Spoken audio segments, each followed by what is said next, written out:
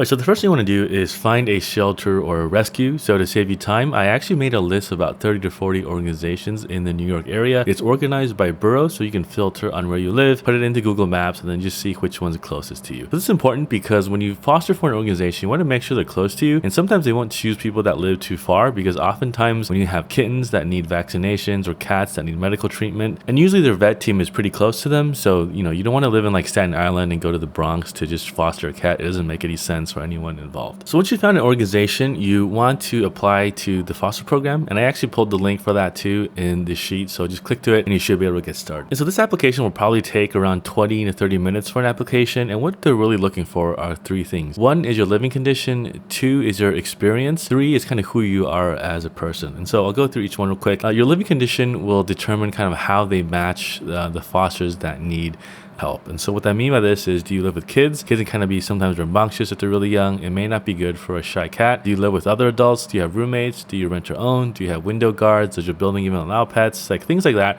just so you know that kind of your living condition will match a foster. All right, the second part is your level of experience with pets. This is not required, but it's certainly helpful because certainly kittens and cats can get sick. So they may need help with, say, eye ointment, eye drops, ear drops, cleaning the eyes, syringe medication, pilling. Instead of a cat recovering at a shelter or a rescue, being able to recover at a foster where it's quiet and more chill is just a much better place. Like imagine if you're living at a hospital with 200 other people in the building, you would much rather be at home recovering than in a bed in a hospital with all these people running around kind of stressing you out too. So the last thing I'm looking for is who you are as a person. Do you have a stable lifestyle? Are you traveling a lot? Are you a good communicator? Are you responsible? Because ultimately they're putting an animal's life in your hands for anywhere from a couple weeks to a couple months, and so they're not going to be there. So they want to make sure that you're a responsible person that they can actually trust with this. And there's also a level of professionalism you want to bring because after all, these are the work, jobs, and careers of the vets, foster programs, shelter staff, and everyone involved too. So you want to keep that in mind as you're communicating with them, even though you're just a volunteer. Okay, so once you've been accepted to the program, it'll probably take you 1 or 2 weeks for the application to process, depending on the organization's resources. If it's a rescue, it's probably run by volunteers too, so be patient with them. If it's run by a shelter, they'll usually have some people on the foster team that kind of handles this stuff, but expect up to 2 weeks and be patient. It's not going to be like you submit the application and the next day you can start fostering. It's definitely not like that in New York City. All right, so say you do get accepted, what you're going to do next is attend some kind of orientation, probably going to sign some paperwork on DocuSign in an online thing. And basically, this is all the legal framework that reminds you that the foster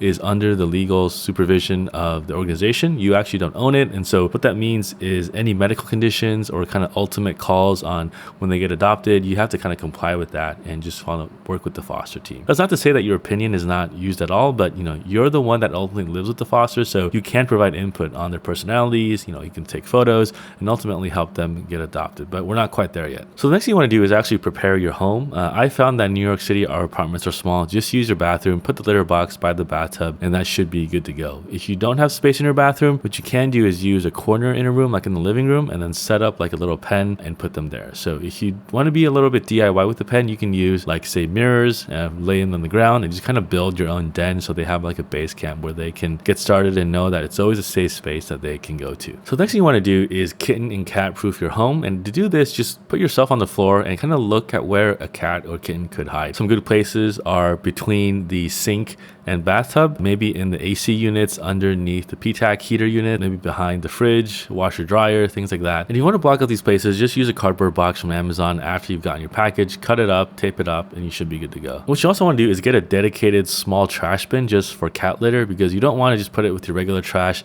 and have to take it out every day. What I do is I have a little dedicated one that I empty out maybe every 2-3 days once it fills up. And you don't want to flush litter down the toilet because that can clog up your pipes and really mess up your building and can be very, very expensive. Clay litter clumps and becomes really mushy, and it could just ruin old buildings in New York City. You just don't want to take that risk. Please don't do that. All right, so once your home is ready and you're accepted to the foster program, the next thing is to match with the foster. And the way this works is most foster programs will have either like an email list where they'll send something out every week, or they have a website where they have a list of fosters. I foster for the ASPCA and ACC in New York City, so they have dedicated websites where you can just kind of check it every couple of days to see if there's a foster that matches. Rescue programs may do it differently, but it depends on the organization. They'll usually tell you how they do this at orientation orientation. And so what you want to do is when you see these alerts, you can kind of read the profile. They give you a quick overview of how old they are, are they spayed, neuter, what's their behavior like, do they have any conditions, are they maybe spicy, need some training. And as you read through that, you can then kind of see what matches your lifestyle. Now, when you're ready, just send them an email. They'll have instructions there, and then hopefully they'll give you the match. And remember that the foster team makes this decision. You can submit it, and usually it takes them maybe 2-3 days to kind of collect all the feedback and the applications, and then they'll choose a foster. And usually over time, this process, as you know the foster team and foster more with them, it just becomes quicker, but ultimately your mileage may vary depending on the organization. So you've applied to a foster, you've gotten a match. The next thing you got to do is just kind of arrange a time and bring them home. Assuming you've done the preparation, you're good to go. You can just bring them home, put them in the base camp, and then open the crate, let them kind of ease into it. Get them used to living with people, make observations, take photos, videos, anything you want, share on Instagram, and help them get adopted. And I'll make some more videos on what to do after you buy a foster home, whether it's a cat or kitten, and we can take it more from there too. So thanks for watching.